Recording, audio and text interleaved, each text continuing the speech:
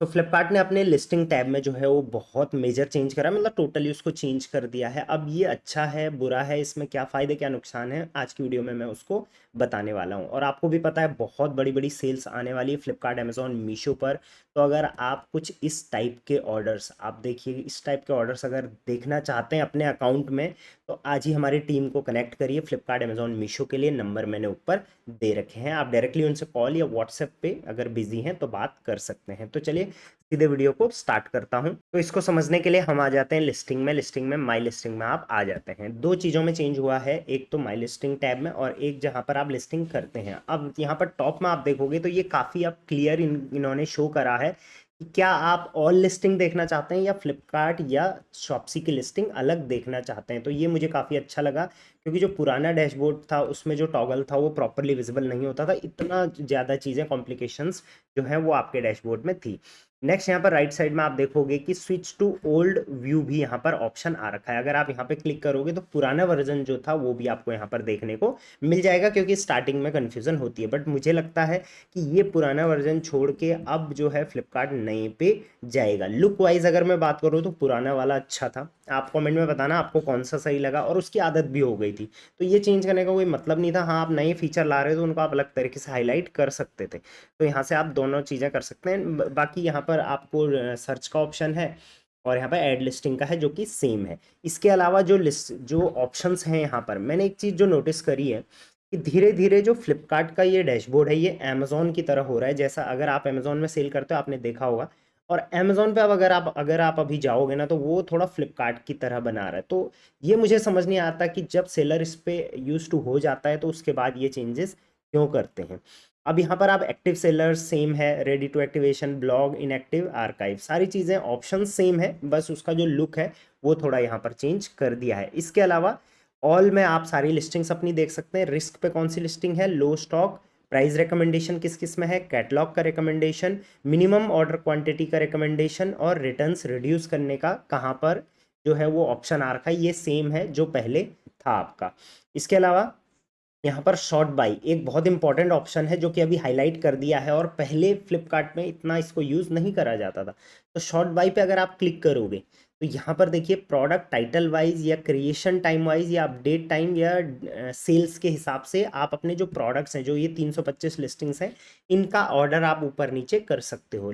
Suppose आपको creation time के हिसाब से करना है तो यहाँ पर आप क्रिएशन टाइम के हिसाब से देख पाओगे असेंडिंग ऑर्डर्स में प्रोडक्ट्स आपके लग जाएंगे।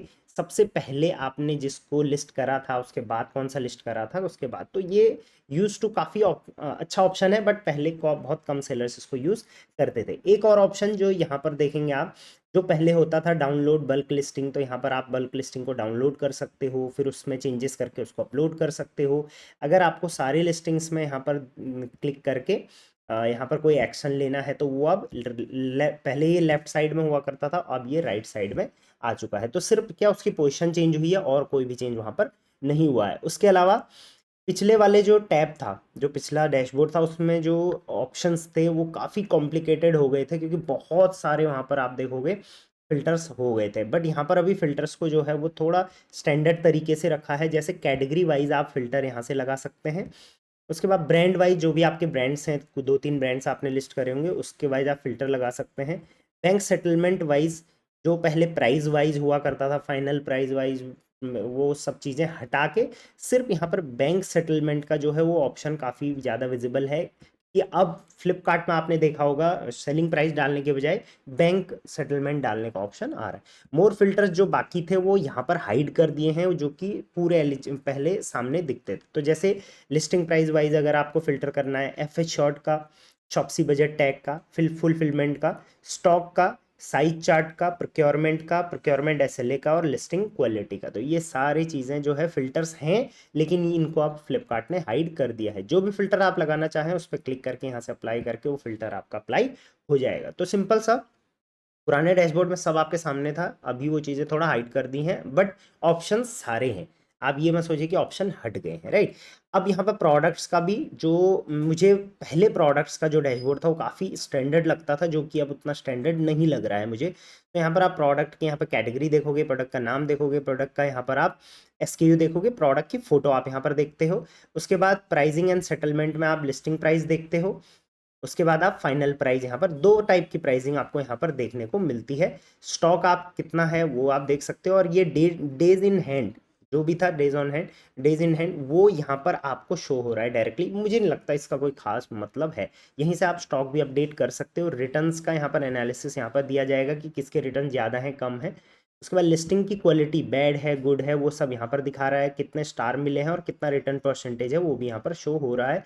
एडिशनल इन्फॉर्मेशन में ये प्रोडक्ट आपका FBF में है या नहीं है, एफ एश्योर्ड इस पे है या नहीं है, और इस पे कोई इंसाइट्स हैं जिसको आपको चेंजेस करने हैं वो यहाँ पर शो हो रहा है। और एक्शन में आप देख सकते हैं एडिट लिस्टिंग है। फ्लिपकार्ट पे आप अपने प्रोडक्ट को ओपन कर सकते हो और यहाँ से आप अपने प्रोडक्ट के कैटलॉग को या प्रोडक्ट को कॉपी करके या वेरिएंशन को चेंजेस में ला सकते हो। अब एक चीज़ और यहाँ पर है, लेट्स सपोज मैं इस प्रोडक्ट पे क्लिक करता हूँ, तो वही चीज़ जो पहले प्रोडक्ट पे क्लिक करके आती थी वही चीज़ यहाँ पर आपको अब शो होगी। जैसे प्राइसिंग एंड सेटलमेंट में आप यहाँ पर सेटलमेंट अपना चेंज कर पाओगे। Average fees and taxes already यहाँ पर दे रखा है, लिस्टिंग प्राइस यहाँ पर दे रखा है। सो आपको लिस्टिंग प्राइस चेंज करने की ज़रूरत नहीं है।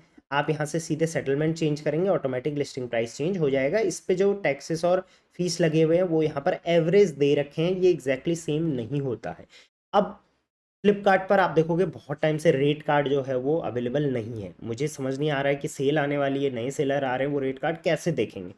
तो उसको जल्दी से जल्दी अपडेट करना चाहिए। बाकी जो फीस वगैरह है वो लिस्टिंग करने के बाद ही फिर आपको यहाँ पर शो हो रही है।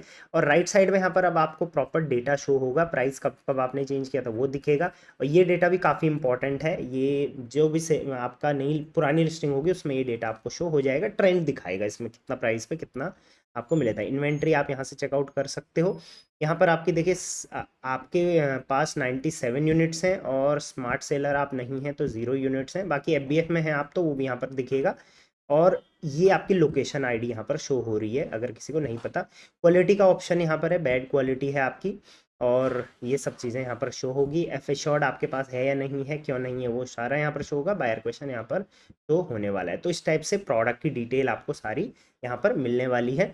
और जो भी प्रोडक्ट्स में आप चेंजेस चाहते हैं वो प्रोडक्ट को आप यहाँ पे क्लिक कर सकते हैं। और दूसरी चीज़ यहाँ पर आइटम पर पेज जो था वो सेम वही है, 100 तक जा रहा है, और यहाँ पर आप नेक्स्ट पेजेस को ग्रो कर सकते हैं।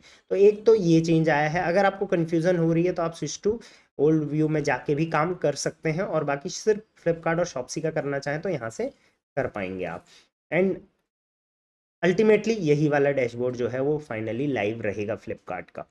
तो आप इसके लिए बता सकते हैं सही है या नहीं है। दूसरा, जब आप लिस्टिंग करते हैं, add single listing let's suppose आप करते हैं, तो पहले क्या था, सिंपल आपको यहाँ से कैटेगरी चूज करना होता था और उसके बाद आप लिस्टिंग कर लेते थे। लेकिन अब यहाँ पर दो ऑप्शन यहाँ पर ऊपर एक्स्ट्रा इन्होंने ऐड करें।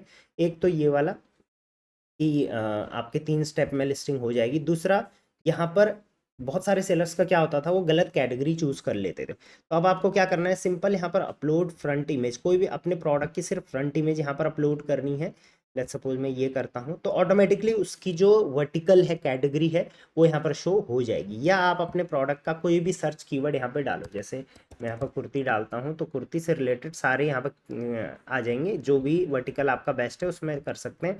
अब देखिए मैंने ये करा है तो यहाँ पे देखिए 3 वर्टिकल आ गए हैं। अब तीनों में से आपको एक चूज़ करना पड़ेगा। तो ये भी एक काफ़ी इंपॉर्टेंट ऑप्शन फ्लिपकार्ट का आ चुका है। एंड इसके अलावा भी जो चेंजेस हैं वो ऑलरेडी मैं एक्सप्लेन कर चुका हूँ। आप हमारे चैनल पे जाके फ्लिपकार्ट सेलर वाली जो प्लेलिस्ट है उस पर जाके चेकआउट कर सकते हैं।